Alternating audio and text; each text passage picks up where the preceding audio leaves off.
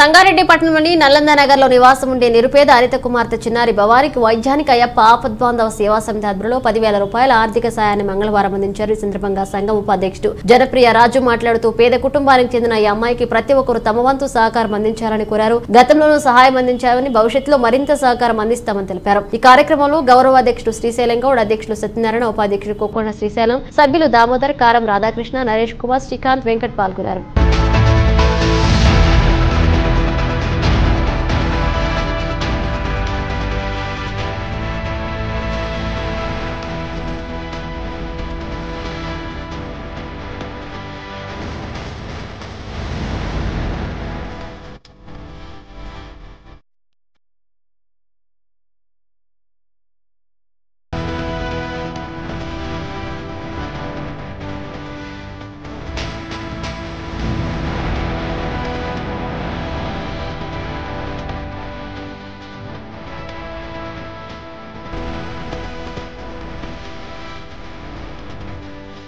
మా పాపకు పైసలు ఇచ్చింది సార్.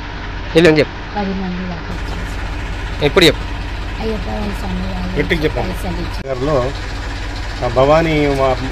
భవానీ ఆమె వాళ్ళ కూతురు పాపం అనిత వాళ్ళ కూతురు భవానీ ఆపరేషన్ గురించి చాలా ఇబ్బంది పడుతుంటే మనము అయ్యప్ప ఆపద్బాంధవ సేవా సమితి నుండి మన అందరం వచ్చి ఈరోజు వాళ్లకు 10,000 రూపాయలు సాయం చేయడం జరిగింది. అలాగే ఇంతకుముందు కూడా మనమందరం వచ్చి వాళ్లకు నిత్యావసర సరుకులు, ఇతర సామాన్లు వాళ్ళకి ఇచ్చి ఆదుకోవడం జరిగింది. అలాగే ఎవరైనా దాతలు ఉంటే కూడా ఇటువంటి వాళ్లకు ఆర్థికంగా సహాయపడి పాడాలని నేను కోరుకుంటున్నాను. ఇప్పుడు స్టార్ట్.